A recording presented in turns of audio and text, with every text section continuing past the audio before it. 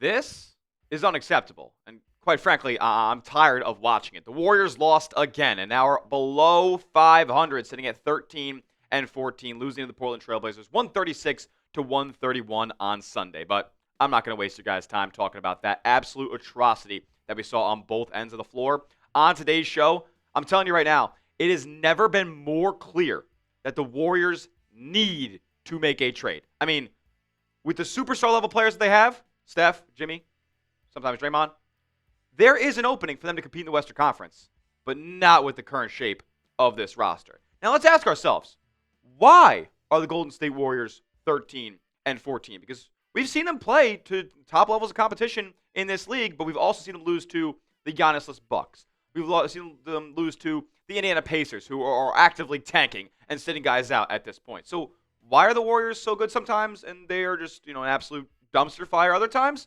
Because the whole thing is inconsistent. Everything about what the Warriors are doing right now is inconsistent. There's no continuity with this rotation, with this roster, with the starting lineup, damn near. The 25-26 season, the Warriors have had 15 different starting fives. 9 of them have come in the last 9 games. Now, I get it. The Warriors have faced injury. The Warriors have old vets on the roster. Steph has missed time. Jimmy has missed time. Al Horford's missed time. Draymond's missed time. They've all missed time. So a lot of this has been forced. But it shouldn't matter at the end of the day. Steph was appalled when he heard that the Warriors have had 9 starting fives in their last 9 games. Here's what he had to say. Whether it's forced or not, for us to find a rhythm, I don't know how many teams are successful throughout 82 games with part of that as part of their identity. I'm hoping we can correct that and have a sustained run of games where you know who's out there and what the rotations are and guys get comfortable. It seems simple, right? But not with Steve Kerr and not with this Warriors roster. Now we ask ourselves, how do you create that consistency? How do you create a sustained run of games where you know who's out there and you know what the rotation is going to be and guys can get comfortable? You have to consolidate. The Warriors have too many guys who are just at the same level on this roster. And I'm not saying that's a good level or anything like that because time and time again, I tell you guys, the Warriors don't have enough players who can dribble and score. Somehow, some way, though, the Warriors have 13 players that average 16 or more minutes per night. It just can't happen. You can't rotate in 13, 14, 15 guys on a nightly basis. Nobody is ever going to get in a rhythm. But the Warriors can't consolidate at this point. What I mean by consolidate is trading multiple players to bring back a fewer number of players. But they can't do that right now. They're still kind of handcuffed to one Jonathan Kuminga. It is still a waiting game for the Golden State Warriors. They cannot make a trade for another month. Yes, to the day of this recording, December 15th. The Warriors cannot make a trade involving Jonathan Kuminga until January 15th. And obviously, they don't have many contracts elsewhere on the roster that would make a trade without involving Jonathan Kuminga make much sense. So what does that look like for the next month for your Golden State Warriors? I'll tell you, there's a couple of tough games on the schedule here. You have a back-to-back upcoming here with Houston. Not with Houston, with Phoenix. It's not exactly a back-to-back. It's 2 days apart, but you're playing in Phoenix, then at home against them. Then you got Orlando, Dallas. There's not many teams that you're looking at on this list right now that are particularly bad, right? I mean, Toronto, Brooklyn, Charlotte. How many wins out of those 3 are Golden State getting with all of them being on the road? You got OKC in this run as well. You got Milwaukee, who I'm assuming will have Giannis Antetokounmpo back by January 7th. You have the Atlanta Hawks who are making a run. You close things out on January 15th when Kuminga is trade eligible with a game hosting the New York Knicks, who are one of the best teams, if not the best team, in the Eastern Conference. So not exactly the toughest stretch, but not exactly the easiest one either with the Kuminga clock running down here. Rest assured, though, I'm telling you, when this set of games is over and done with, no matter how many they win or lose, Jonathan Kuminga will be traded as soon as possible. Because guess what? He's not playing. Steve Kerr still has him benched. 3 straight games now where Jonathan Kuminga is a DNP coach's decision. So clearly they have no intent on playing him right now with the way things look. And what that tells me is that they're going to be shipping him off as soon as humanly possible. What I don't really agree with, though, is sitting him all this time, his trade value is going to go all the way down. And what does that mean for potential trade targets for Golden State? They're going to dry up. They're not going to be there anymore. What is an ideal outcome for the Jonathan Kuminga trade saga to end with? Trey Murphy coming back to the Golden State Warriors.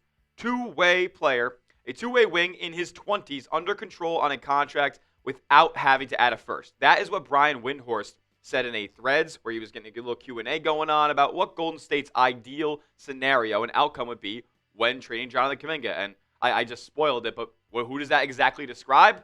Well, one Trey Murphy III. And I've been pounding the table for months, the better part of a year, that Trey Murphy should be a Golden State Warrior to be exchanged for Jonathan Kuminga.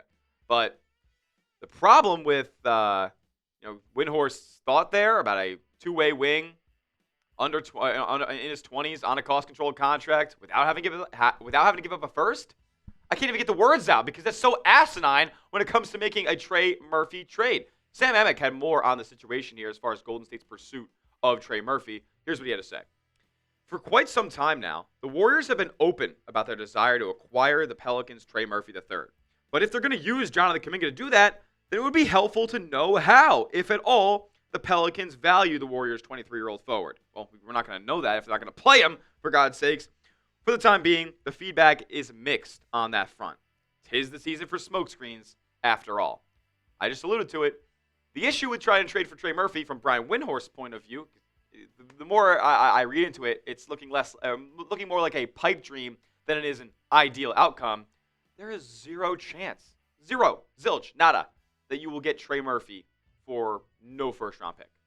I mean, I don't think you're going to get Trey Murphy for one first-round pick, even if it's unprotected in the years that follow after Steph Curry's contract is up.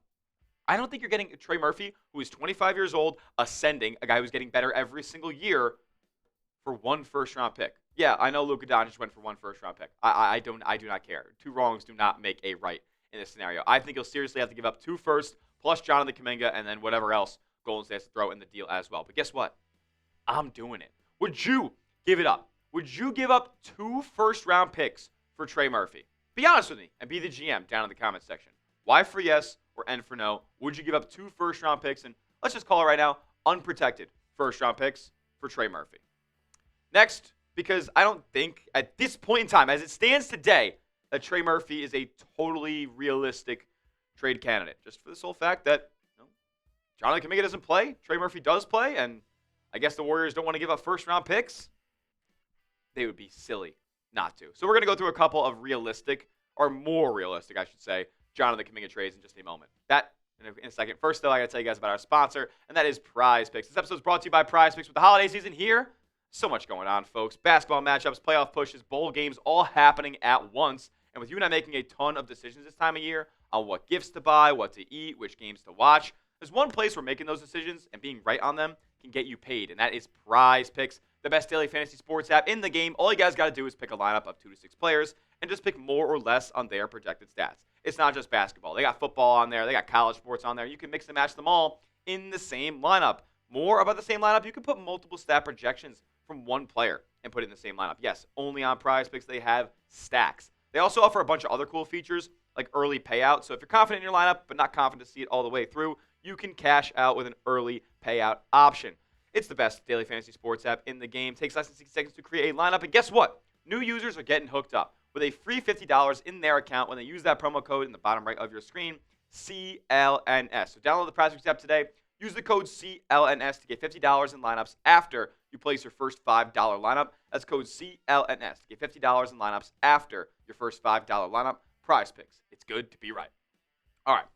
Now, let's talk about some Kuminga trades that I could see happening. Because with the way that things look right now, he doesn't have the highest value. And he probably doesn't have as high a value as he had potentially in the offseason as well. I know he had a couple of great games to start this 25-26 campaign, but it's one of those where if he's not playing, why would teams give up anything of value for a guy who Golden State's 13-14.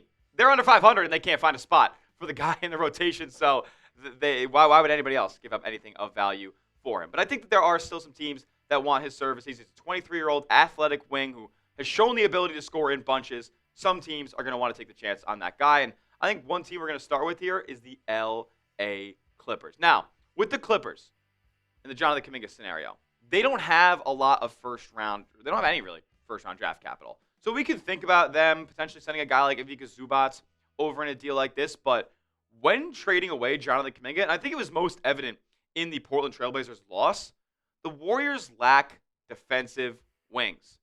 Jimmy Butler can only play for so long. Draymond Green can only play for so long during these games. And if Jonathan Kuminga is getting DMPs, then there's literally no versatile, switchable wings on the roster that Golden State can throw at some of these athletic teams. Well, you know what would solve that? Bringing a guy in like Derrick Jones Jr.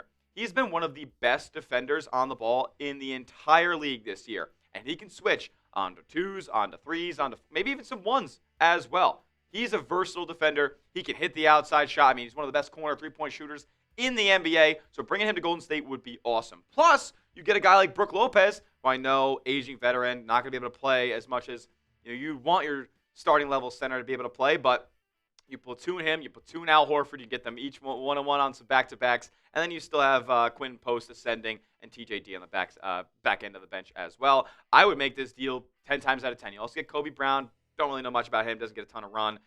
Just a filler, a salary piece at that point. I like that first trade. What about this one, though?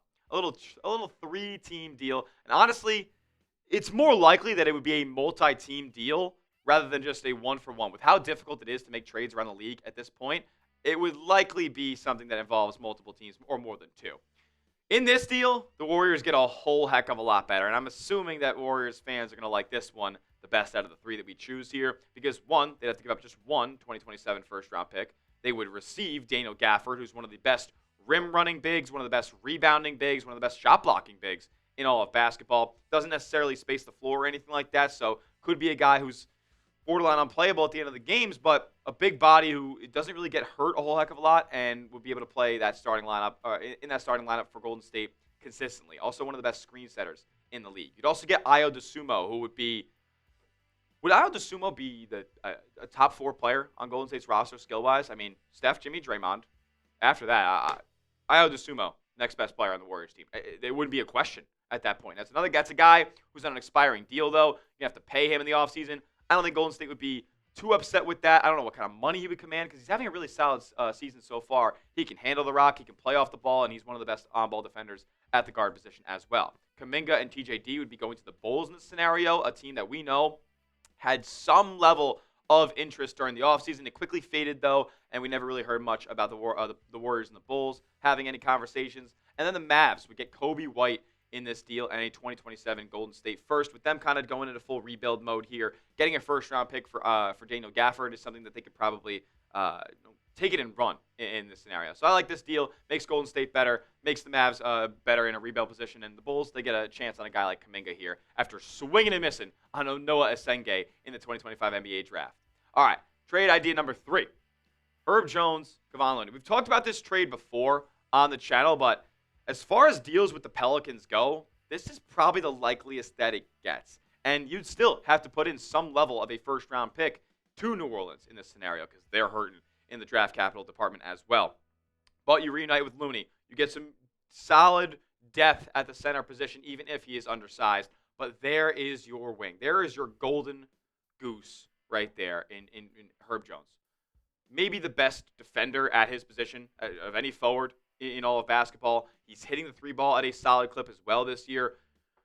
Just somebody who could be the total free safety for this Warriors back line of the defense here. Like Draymond can sit and you can have Herb Jones be, your small ball player that's roaming around and jumping passing lanes, but also being one of the better on-ball defenders on the team as well. I'm all in on bringing Herb Jones to the Golden State Warriors here, and all you have to do is give up Kuminga, GP2, who would be addition by subtraction, and a lottery-protected 2026 first-round pick. And the Warriors aren't going to be in the lottery, so a pick in the 20s, I'm cool with that going to New Orleans in this scenario. What would you guys want to do if you were Mike Dunleavy in the Golden State Warriors front office? If you would like to trade Jonathan Kuminga for Derrick Jones Jr., Brook Lopez, and Kobe Brown, do a deal with the Clippers, type trade 1 down in the comment section. If you would want to do this 3-team deal that brings Daniel Gafford, Ayo Dosunmu to Golden State for Kuminga and TJD and a first-round pick, and that one is unprotected, by the way, type 2 down in the comment section. And if you would include trade number 3 as the one that you're most preferring, give me a number 3 down in the comment section because that would be bringing Herb Jones and Kevon Looney to Golden State for Kuminga, GP2, and a lottery-protected 2026 first-round pick. That will do it for today's edition of Warriors Day by Chat Sports. Make sure you're subscribed to the channel because as this Kuminga saga gets hotter and hotter and as it unfolds, We're going to bring you guys all that you need to know here on the channel. So subscribe, turn your notifications on. We'll see you guys next video. And as always, let's go Dubs.